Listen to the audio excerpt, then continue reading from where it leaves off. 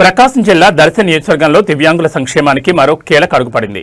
అలింకో సంస్థ సౌజన్యంతో 309 మంది దివ్యాంగులకు బ్యాటరీ సైకిళ్లు, ట్రైసైకిళ్లు, వీల్ చైర్లు, వినికిడి యంత్రాలు, చేతికర్రలు ఉచితంగా పంపిణీ చేశారు.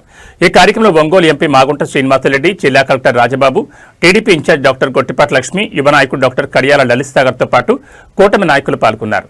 ఈ సందర్భంగా డాక్టర్ గొట్టిపాటి లక్ష్మి మాట్లాడుతూ కూటమి ప్రభుత్వం దివ్యాంగుల సంక్షేమానికి అత్యంత ప్రాధాన్యతనిస్తోందని, నియోజకవర్గంలోని ప్రతి దివ్యాంగుడికి ఎల్లప్పుడూ అండగా ఉంటామని హామీ ఇచ్చారు. ఆమె చొరవతో ఈ సహాయ ఉపకరణాలు అందడం పట్ల ఎంపీ మాగుంట, కలెక్టర్ రాజబాబు అభినందించగా లబ్ధిదారులు కృతజ్ఞతలు తెలిపారు. ప్రకాశం జిల్లా కలెక్టర్ రాజబాబు, చైర్మన్ దారం సుబ్బారావు గారు, నాగవేణి గారు, అదేవిధంగా మన మాజీ శాసన రోజు మన దర్శి నియోజకవర్గ స్థాయిలో పంపిణీ కార్యక్రమం జరుగుతుంది.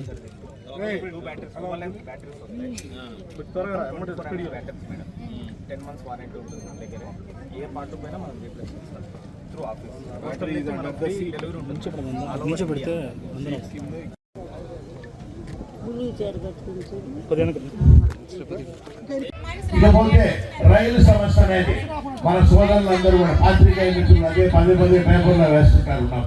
నడికుడి కాళహస్తి రైలు మార్గం అనేది దాదాపు 30 సంవత్సరాలు మా కృషి ఫలితం అని మానగారు. అందరికీ నమస్కారం. ఈరోజు ఒక మంచి కార్యక్రమం. ఈ కార్యక్రమానికి ముఖ్య అతిథులుగా విచ్చేసిన గౌరవనీయులు మన ఎంపీ మాగుంట శ్రీనివాసరెడ్డి గారికి, అట్లాగే మన జిల్లా కలెక్టర్ రాజాబాబు గారికి, అట్లాగే నారాయణ స్వామి గారికి, లలిత్ సాగర్ గారికి, మన ఎంసీ చైర్మన్ నాగవేణి గారికి, మున్సిపల్ చైర్మన్ పిచ్చయ్య గారికి, అట్లాగే వేదిక మీద ఉన్న పెద్దలకు, ఇక్కడికి వచ్చిన దివ్యాంగ సోదరి మనులకు, మన మీడియా మిత్రులకు అందరికీ కూడా పేరు పేరున నమస్కారాలు. ఈ కార్యక్రమం ముందుగా కార్యక్రమం గురించి చెప్పే ముందు ఒక మాట. కూటమి ప్రభుత్వం, తెలుగుదేశం పార్టీ దివ్యాంగుల సంక్షేమానికి అత్యధిక ప్రాధాన్యత ఇస్తుందనే దానికి నిదర్శనం ఈ రోజు జరుగుతున్న కార్యక్రమం.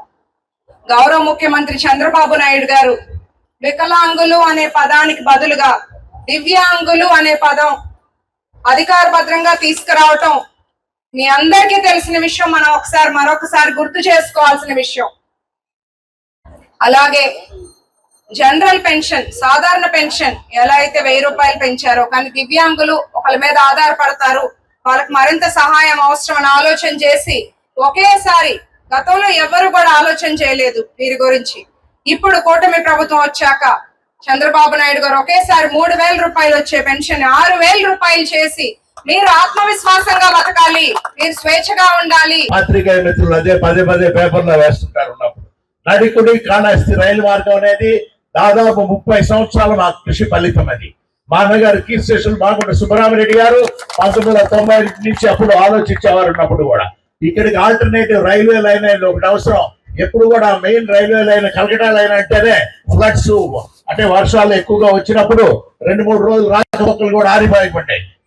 నడికుడి నుంచి కాళహస్తి తీసుకెళ్లాలంటే ఆల్టర్నేటివ్ రూట్ లో వెళ్లేదానికి అది తర్వాత ముఖ్యమంత్రి గారు చంద్రబాబు నాయుడు గారి ఒక మంచి ఆలోచనతో భూమి కూడా వాళ్ళు రైల్వే లైన్ వేయమని చెప్పిన తర్వాత ఈ ప్రాజెక్ట్ అంతా కూడా 100% రైల్వే మినిస్టర్ వారు కూడా పూర్తి చేసి మనం చూసా. ఉన్నప్పుడు కూడా దర్శిలో మనకు ఫస్ట్ ప్రకాశం జిల్లాకు వచ్చేటప్పుడు దర్శిలో రైల్వే స్టేషన్ వస్తుంది, ఆ తర్వాత పొదిల్లో రైల్వే స్టేషన్ వస్తుంది, కనిగిరిలో వస్తుంది, పామూరులో కూడా రాబోతున్నది. ఒంగోలు పార్లమెంటరీ నియోజకవర్గంలో 4 రైల్వే స్టేషన్స్ ఉంటాయి. రైలు వచ్చి ఏం లాభం అని అంటుంటారు అందరూ కూడా.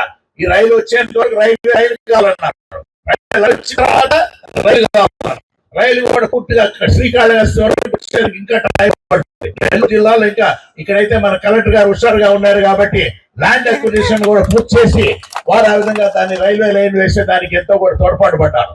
నెల్లూరు జిల్లాలో కొంచెం ఆలస్యం అవుతుంది. అయినా ఏమైనా ఆలోచించి కనిగిరి వరకు మాకు రైలు మార్గం కావాలనేది నేను, మా ప్రియమిత్రులు నర్సరావుపేట ఎంపీ గారు ఉన్నారు, శ్రీ కృష్ణదేవరాయలు గారు, లావు కృష్ణదేవరాయలు గారు, మేము అశ్విని వైష్ణవ్ గారి దగ్గరికి వెళ్ళి, సార్ మీరు ఇచ్చిన రైల్వే లైన్ కంప్లీట్ అయింది, కానీ రైలు లేకపోతే ఏం లాభం అన్న తర్వాత వారు ఇమీడియట్ గా ఆర్డర్స్ ఇచ్చారు. ఉన్నప్పుడు కూడా ఇది ఒక డెమో రైలు అనేది కూడా వీలవుతుంది. అంటే డెమో అంటే డీజిల్ ఎలక్ట్రిక్ మల్టిపుల్ యూనిట్ అంటారు. అంటే ఇప్పుడు మామూలుగా మనం ఎలక్ట్రిఫికేషన్ అయిపోయింది అన్ని రైల్వే లైన్లు. ఇప్పుడు విజయవాడ రూట్ చూసుకున్నా, గుంటూరు రూట్ చూసుకున్నా అంతా కూడా గుంటూరు టు నంద్యాల వెళ్ళేదానికైనా, లేకపోతే విజయవాడ నుంచి అట్లా చెన్నై అట్లా పూర్తి వెళ్ళేటప్పుడు. కానీ ఇప్పుడు ఈ డీజిల్ ఇంజిన్ అనేది కూడా ఎక్కడ దొరికేది కూడా కష్టంగా ఉంది. దాని కొరకు వారు ప్రయత్నం చేస్తూ వస్తున్నారు. దానికే ఒక టైమింగ్ కూడా ఇచ్చారు. గుంటూరు నుంచి కనగిరికి వెళ్లే దాని కొరకు ఈ ట్రైన్ మేము వేస్తామని కూడా కన్ఫర్మ్ చేశారు రైల్వే బోర్డు వాళ్ళు. ఈ రేక్ అంటే కంపార్ట్మెంట్స్ ఉంటాయి. ఆ ఇంజిన్ తో పాటు ఒక 6 కంపార్ట్మెంట్లు, 8 కంపార్ట్మెంట్లు, 10 కంపార్ట్మెంట్లు, ఇవన్నీ ఎక్కడ భారతదేశంలో ఎక్కడున్నా కూడా మళ్ళీ తీసుకొచ్చి మన ప్రాంతాల్లో ఖచ్చితంగా ఆగస్టు నెలలో ఈ రైలు రాబోతుంది. ఖచ్చితంగా దర్శి పట్టణ ప్రయోజనం, దర్శి నియోజకవర్గం వారందరూ కూడా ఆ రైలు వస్తున్నప్పుడు రైల్వే స్టేషన్ కు వచ్చి ఘనమైన స్వాగతాన్ని ఆ రైలు కూడా ఇవ్వవలసిందిగా మీకు అందరు కూడా నేను కోరుకుంటూ, చాలా సంతోషమైన కార్యక్రమం మీ అందరితో కూడా పాలుపంచుకున్నందుకు, ఇటువంటి కార్యక్రమాలు కూడా లక్ష్మి గారు కూడా ఇటువంటి మంచి మంచి కార్యక్రమాలు చేస్తున్నందుకు వారిని కూడా ప్రత్యేకంగా అభినందిస్తూ, కలెక్టర్ గారు అయితే ప్రత్యేకంగా డిఫరెంట్లీ ఏబుల్ పర్సన్ వాళ్ళందరికీ కూడా ఎక్కువ కార్యక్రమాలు మనం చేస్తున్నప్పుడు ఇంకా కూడా చేయాలనేది వారి ఆశ. అది వారికి కూడా కోరుకునేది. ఏడి గారితో కూడా ఒంగోలులో, అంటే ఒంగోలు చాలా పెద్ద సార్ ఉన్నప్పుడు ఎక్కువ మంది ఉన్నారు, అక్కడ కూడా క్యాంప్ త్వరగా కూడా నిర్వహిస్తే అక్కడున్న బెనిఫిషరీస్ అందరినీ కూడా మనం త్వరితగతిగా వాడికి కూడా సాయం చేసే దాని కొరకు ఎంతో వీలవుతుందని చెప్పుకుంటూ, మీ అందరితో కలిసి ఈ కార్యక్రమం పాల్గొంటున్నందుకు, ముఖ్యంగా దివ్యాంగులందరూ సోదర సోదరి మళ్ళందరూ ఏమా సంతోషంగా ఉన్నదా? అందరూ కూడా సంతోషంగా ఉన్నదా లేదు చెప్పండి. మీకు బ్యాటరీ ఆపరేటెడ్ ట్రై సైకిల్స్ అనేది రావటం, ముఖ్యంగా ముఖ్యమంత్రి గారు చంద్రబాబు నాయుడు గారికి థ్యాంక్స్ చెప్పాలి. అదేవిధంగా మనం థ్యాంక్స్ చెప్పాల్సిన అవసరం ఉందని తెలుపుకుంటూ మీ అందరి దగ్గర సెలవు తీసుకుంటున్నాం. జై హింద్. ప్రభుత్వం డిజేబుల్డ్ వెల్ఫేర్ కి చాలా ప్రాముఖ్యత ఇస్తుందని చెప్పేసి ఇందాక లక్ష్మి గారు చెప్పారు. అదేవిధంగా స్పెసిఫిక్ గా తీసుకున్నటువంటి 7 కార్యక్రమాల గురించి కూడా మన చైర్మన్ గారు కూడా చాలా క్లియర్ గా వివరించడం జరిగింది. డిజేబుల్డ్ వెల్ఫేర్ అనే పేరు యాక్చువల్ గా అయితే కనుక డిఫరెంట్లీ ఏబుల్డ్ అనేది మనకి అఫీషియల్ నామినిక్లేచర్. అంటే ఎబిలిటీ అనేది అన్ని అవయవాలు ఉన్న వాళ్ళకే కాదు, వాళ్ళకు కూడా ఉన్నది, అన్ని ఆల్ ఎబిలిటీస్ ఉన్నాయి, కానీ they can show in different way.